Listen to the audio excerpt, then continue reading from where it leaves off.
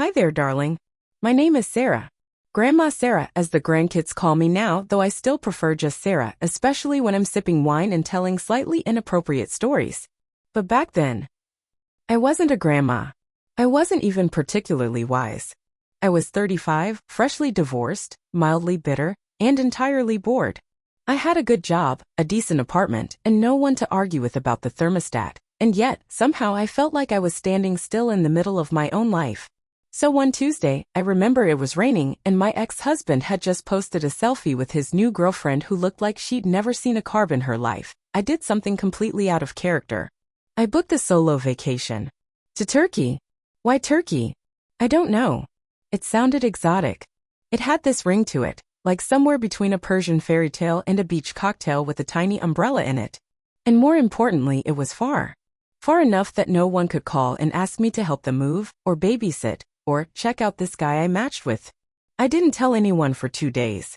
It felt like I was planning a jailbreak. 2 weeks later, I was stepping off a plane in Istanbul, wearing my most sophisticated travel outfit, which, by the way, included a floppy sonnet that immediately blew off my head and hit a stranger in the face. Great start. But oh, Istanbul. It was everything. The smell of roasted chestnuts and spices hit me like a warm slap. There were cats. Everywhere. Just sitting like they owned the place. People shouting in markets, carpets hanging like flags, tea shops on every corner where men played backgammon like it was a life or death battle.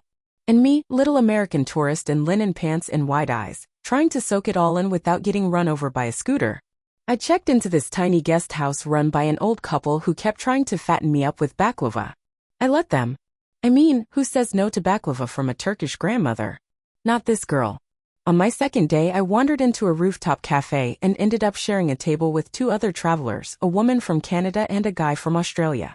The Canadian girl was sweet, quiet, into pottery. The Aussie guy, well, let's just say he wore aviators indoors and tried to impress us by quoting Rumi. But he had good taste in adventure. Because somewhere between my second glass of K and politely pretending to understand his philosophical ramblings, he leaned in and said, "You want to see the real magic? Go to Cappadocia. It's like Mars and Narnia had a baby. Hot air balloons, ancient caves, it'll blow your mind." Now maybe it was the tea. Maybe it was the jet lag. Or maybe it was the tiny rebellious voice in my head whispering, "You're already out here, Sara. Might as well go all in." So I nodded and said, "Sure. Why not?" And just like that, I booked a ticket on some local tour bus heading east. Now, and this is important, if I'd had the sense God gave a goose, I might have researched the company I booked with. I might have checked reviews, asked questions, made sure it was legit. But no. I was in vacation mode. Which in my case is just regular Sara with 30% less caution and 70% more bad decisions. And that is how I ended up on a very unusual ride through the heart of Turkey. Sitting in the back of a slightly too quiet minivan, wondering why the driver kept checking his rearview mirror, and not realizing my vacation was about to take a sharp turn into the unforgettable. But we'll get to that. First, more tea. So, Cappadocia, the land of fairy chimneys, cave hotels, and those postcard-perfect hot air balloons floating at sunrise. At least that's what the brochure said. Me? I was sitting in the back seat of a slightly dented white minivan that looked like it had seen better decades. But hey, the travel agent back in Istanbul assured me this was all part of the experience. Authentic, local, charming. The driver's name was Kamal, at least that's what he told me.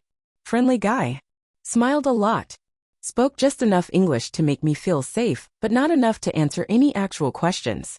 He wore aviator sunglasses, a brown leather jacket, and had this soft Turkish music playing from the dashboard, the kind that sounds romantic and slightly melancholic, like someone just lost the love of their life in a field of sunflowers. I was the only passenger, which in hindsight, should have been the first red flag. But at the time I thought, wow, a private ride. What luck. We drove for about an hour. Scenery was gorgeous, hills rolling out like a painting, old stone villages, sheep blocking the road occasionally. I even took pictures out the window like some National Geographic tourist, feeling very brave and very worldly. Kamal made a few jokes. I didn't understand most of them, but I laughed anyway. He offered me a bottle of water. I took it. He said, "Very good Cappadocia. Balloon. You see boom boom." And mimed an explosion with his hands. I think he meant hot air balloons go up, but, language barriers. Everything was fine. Until it wasn't. About 90 minutes in, I started to notice. We weren't on the main road anymore. There were fewer signs. No more tour buses. The hills looked taller, lonelier. Even the music stopped. Then I lost signal on my phone. Now, I know that shouldn't be a big deal. You lose signal in half of Wyoming, but when you're alone in a foreign country, in the back of a van with no working seatbelt and a driver who suddenly stopped talking, it becomes a very big deal. I tried to act normal. Calm. Pulled out my phone, stared at the little no service symbol like it was personally insulting me. Tried to make small talk. Cappadocia soon? I asked with a nervous smile. Kemal didn't answer. Just kept driving. No music. No more jokes. That's when my inner voice, the one I usually ignore, spoke up. Loud and clear. Sara, don't panic. But also, don't be an idiot. I scanned the road. Dirt now. No other cars. No houses. Just hills, rocks, and silence. Then he pulled over. In the middle of nowhere. No town in sight. Just a gravel path leading off the main road toward a cluster of low stone buildings in the distance. He got out. Opened my door. Didn't say a word. Just waited. Now listen, I'm not the kind of woman who jumps to conclusions. But everything inside me screamed. Something is very wrong. Still, I got out. Not because I trusted him, but because staying in the van felt worse. And I remembered what someone once told me, if you're going to run, don't do it in heels. I wasn't wearing heels, thank God. Just dusty sneakers and nerves. He gestured for me to follow. And again. I did. The place we walked to wasn't what I expected. Not a dungeon. Not some creepy lair. It was a small house or maybe an old farmhouse. Simple. Faded stone walls. Broken fence. A dog tied under a fig tree, too lazy to bark. It didn't look dangerous. But it didn't look safe either. Inside it was quiet. One room had cushions and rugs. A table with a plate of bread, olives, and a bottle of soda. No one else was there. I turned to Kemal, ready to ask, where are we? What is this place? But before I could say a word, he pulled out a phone. Made a call. Said something in Turkish, quick, low, serious. Then he left the room. And locked the door behind him. Just like that. Click. I stood there. Completely alone. My heart? Racing. My thoughts? Spinning. Was this a ransom situation? A smuggling thing? A political mix-up? Had someone confused me with some American diplomat's wife? And the worst part? I couldn't call for help. No phone signal. No clue where I was. No one knew I was even in Cappadocia yet. Heck, my own daughter thought I was still in Istanbul sipping tea and posting cat photos. I sat on the floor. Tried to breathe. Reminded myself I'd watched a lot of crime shows and this was probably not the worst case scenario. Yet. And then. I heard footsteps. Coming back toward the door. I stood. Back straight. No plan. No weapon. Just a death glare and 2 semesters of kickboxing from 1989. The lock turned. The door creaked open. And what I saw on the other side was not what I expected. So the door creaked open. And I braced myself for what, I don't know. A masked man? A ransom note? A camera crew for a very twisted reality show? Instead, I saw a tray. Yes, tray. With food. Carried in by a guy who looked more like a tired uncle than a villain. Beard flecked with gray-stained shirt, sandals. He placed the tray on the table, gave me a brief nod, and left. No words. No eye contact. The door clicked shut again. I waited. Stared at the food like it might explode. Bread. Cheese. Tomato. Boiled egg. Tea. Hardly the meal you'd expect from international criminals, right? I didn't eat at first. Just sat there, every nerve still twitching.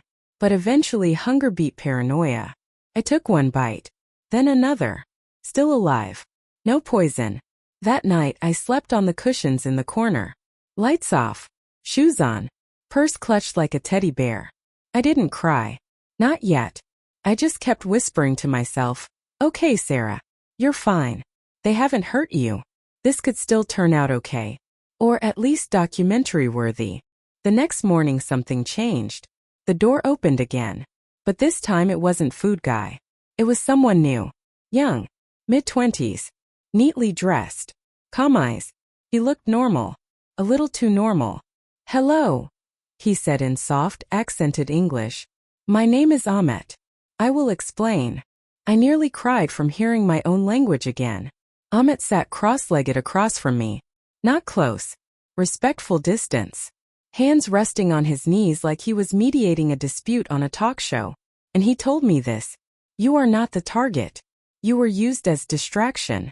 Someone traveling with you or nearby is involved in something. We believed you were connected. We were wrong." I blinked. "You kidnapped me by accident?" Ahmet winced. "Kidnap is not correct word. We did not hurt you. We did not mean for this. But now we must be careful." I stared. "You accidentally detained me in the middle of rural Turkey. That's still a crime in most places." He nodded, almost sheepishly. "Yes, this is complicated." And just like that I realized, these weren't monsters. These were boys with a plan that got messy.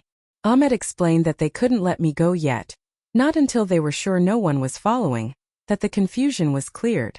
They were trying to protect themselves, not hurt me. Or so he claimed. I didn't fully believe him, but I also didn't see guns, threats, or cages.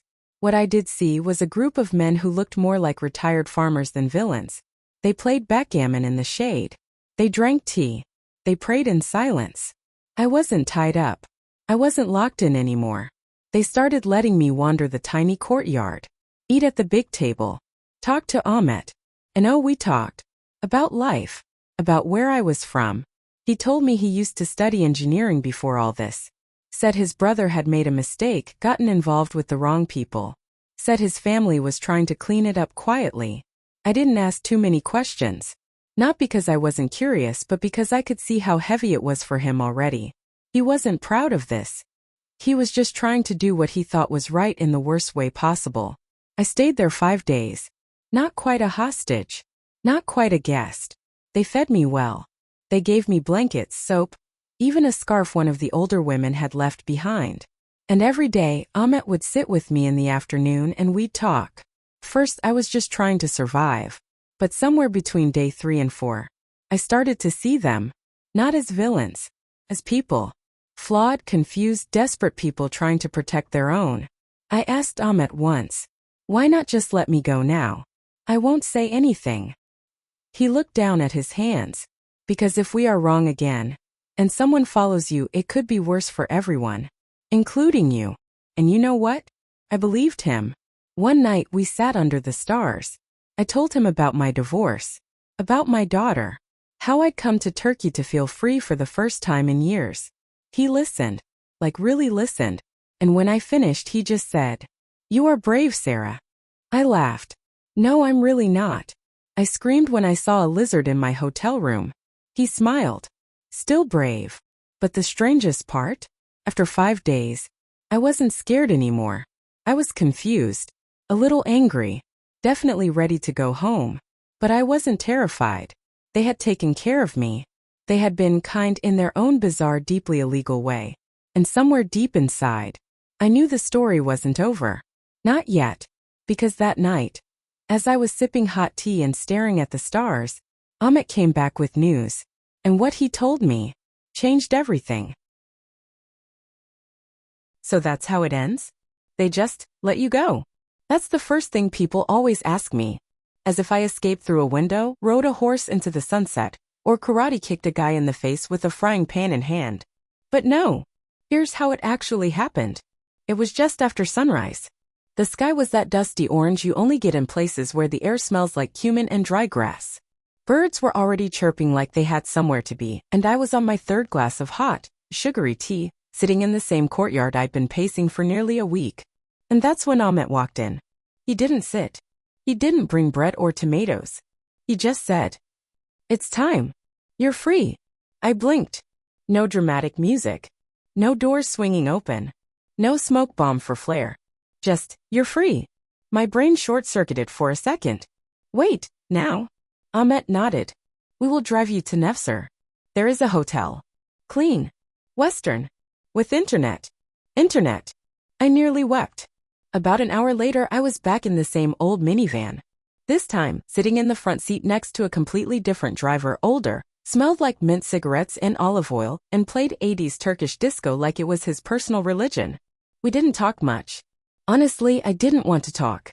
I just stared out the window, feeling the wind on my face, half expecting to be stopped again and dragged back into a goat shed for another round of philosophical hostage tea time.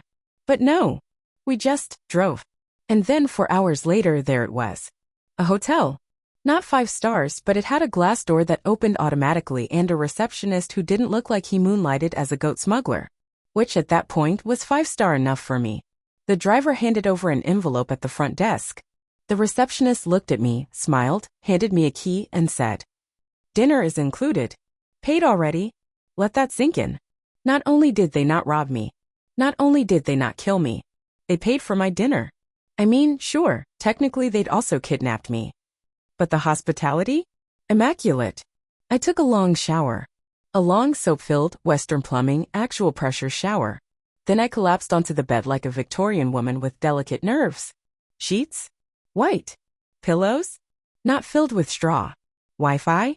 Glorious. I FaceTimed my daughter, who nearly fainted when she saw my face. I told her the short version. Something like, "Mom had a slight detour in the countryside. But I'm fine. And I made friends with a guy named Ahmet." She screamed. I laughed. Then she screamed again. That evening I sat in the hotel restaurant, sipping wine I didn't pay for, eating a kebab I didn't order, and staring at the tourists around me. Most of them were sunburnt. Some arguing over maps. A couple taking selfies next to a fake balloon backdrop. And I just sat there thinking, none of you have any idea that I was accidentally held hostage by a bunch of polite Turkish men for almost a week and then dropped off here like a misplaced Amazon package. It was surreal. I felt like I'd left one version of myself in that little farmhouse. The anxious, heartbroken, newly divorced version. The one who kept trying to fix her life by planning and organizing and being smart. And instead, I'd gotten kidnapped. And found peace. Go figure. The next morning I checked out, got on a bus to the airport, and flew back to the US. No drama. No arrest at the gate. No agents in black suits waiting for debriefing. Just me. A very sun-kissed, emotionally confused woman with a passport and a head full of very illegal stories. A few weeks later I got a message. An email. No name. Just, "Hope you are well. I will never forget you." That's it. No threats. No promises. Just a digital wink from the man who once, however unintentionally, turned my vacation into a secret chapter of international awkward diplomacy. Now listen. I don't recommend getting kidnapped. It's not on my top 10 travel hacks. But would I trade what happened? The silence I found? The fear I beat? The laughter I shared with strangers under a Turkish moon? No, I wouldn't trade it. Because somewhere between panic and peace, between goat sheds and starlight, I remembered something I had long forgotten. That I'm not too old for wild things to happen. That sometimes losing control is the only way to actually find yourself. And that if life offers you tea in a strange place, you better check the exit first. But then, maybe, take a sip anyway. So yes, they let me go. They paid for my kebab. And I still have the scarf one of them gave me, red with gold thread. And when people ask about my craziest travel story, I just smile and say, well, it started with heartbreak, and it ended with a free dinner and a mysterious man named Ahmet. And every word of it is true. The life I found after that. People always want to know what happened after. After the kidnapping that wasn't quite a kidnapping. After the dusty roads and polite hostage takers. After the red scarf and the free kebab. And I'll tell you. But first, let me say this. It didn't happen overnight. I didn't walk off that plane back in the US suddenly enlightened, glowing with inner peace and shouting, I am reborn. No. I came back exhausted, confused, slightly sunburned, and with the worst craving for Turkish tea that I could never satisfy again. But something had shifted. For months after I returned, I'd have moments folding laundry, stirring soup, paying a bill, and suddenly, I'd remember that farmhouse. That silence. That surreal calm in the middle of what should have been chaos. And it would hit me. You're still alive, Sara. Really alive. That trip, that whole bizarre mess, woke something up in me. One morning I pulled my old sketch pad from the attic. It was dusty. Smelled like forgotten dreams and mothballs. I hadn't drawn in years. I told myself once I didn't have the time. Then that I didn't have the talent. Then that I was too old and the world didn't care. But now? I didn't care if the world cared. So I drew. I drew everything I remembered from Turkey. The faces. The rugs. The minarets and some flowers in chipped tea glasses. And I cried as I did it. Not out of sadness, but because it felt like me again. Like the part of me that had been quietly waiting behind taxes, errands, and maybe later, had finally found its way out. That year, I traveled again. This time to Portugal. Then Morocco. Then Greece. Alone. People said, "Are you crazy, going alone again after what happened?" And I smiled and said, "Maybe, but it's a good kind of crazy." I wasn't looking for danger, but I was looking for color. For voices in new languages. For quiet moments at cafes with nothing but a pen and paper and a city I didn't know yet. And I found them. Over and over. 3 years after my Turkish trip, I was in Mexico. A watercolor retreat in Oaxaca. My Spanish was terrible. My hair had turned fully gray. And I felt more beautiful than I ever had in my 20s. That's where I met Thomas. He was American. Divorced. Older than me by 2 years. Wore ugly sandals and read too much Hemingway. We bonded over bad tacos and a lost sketchbook. He found it on a bench, flipped through the pages, and said, "You've lived some stories." I laughed. "Oh honey, you don't know the half of it. We got married a year later. On a beach. No shoes. No church. No drama. Just me, him, and the sound of waves. And my daughter crying her eyes out in the front row. She later told me, 'Mom, I don't know who you became after that trip, but I'm glad she showed up.' And I told her the truth. Me too. It's been over 2 decades now since that minivan ride. I still don't know exactly why those men let me go, or what they were planning to do before they changed their minds. Maybe they saw me as a mother. Maybe they felt guilty. Maybe they were just lonely and wanted company that didn't chew grass. Who knows? What I do know is that sometimes the strangest moments in life are the ones that save you. Not in the dramatic, Hollywood rescue kind of way, but in the quiet, soul-shifting, direction-changing kind of way. So yes, I got kidnapped once. Sort of. But that's not the real story. The real story is that I found myself. At 35 plus years old. In a strange country. In a dusty van. In the echo of my own heart beating wildly, not from fear, but from something else I hadn't felt in a long time. Possibility. Now I'm a grandma. I paint. I travel. I make killer Turkish tea the proper way, 2 pots, no shortcuts. And every once in a while I take out that old red scarf. I keep it in a drawer with my passport and a wrinkled photo of me and Thomas in Oaxaca. And I whisper, "Thank you." Because if life hadn't gone weird, I might have never gone free. You know, life is a funny thing. We spend so much time trying to control it. Plan it. Polish it up so it looks nice in photos. We tell ourselves, someday I'll travel. Someday I'll fall in love again. Someday I'll live the life I want. But someday is a slippery little liar. It makes you wait. Wait until the kids are grown. Wait until the job settles. Wait until your heart stops aching. And sometimes if you're not careful, you blink, and life becomes a string of almosts. Almost went. Almost tried. Almost said how I really felt. I used to be that way. Cautious. Nice. Predictable. I did what was expected. And then I took one trip, just one, and ended up in the back of a dusty van in Turkey thinking, well, Sarah, this might be how your story ends. But funny enough, that was exactly when it started. You don't have to get kidnapped to wake up. And I definitely wouldn't recommend it. But you do have to listen to that tiny, unreasonable voice inside you that whispers, go. Try. Begin again. That voice isn't reckless. It's honest. It remembers who you were before the world told you to shrink. If I've learned anything, and I've lived long enough to learn a lot, it's this. Magic lives in the detours. In the moments you didn't plan for. In the people you almost didn't meet. In the versions of yourself you haven't met yet. I used to think safety was the goal. A stable house. A quiet life. No surprises. But now, I think aliveness is the goal. To feel deeply. To risk occasionally. To say yes when you don't have all the answers and go anyway. And if you're listening to this thinking, well, that's easy for her to say. She's lived her life. Let me tell you something. I didn't start living until I was 36. That's when I got brave.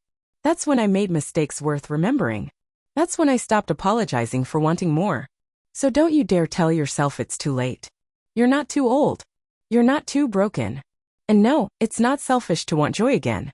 Your story doesn't end where you are now. It just turns the page. And who knows?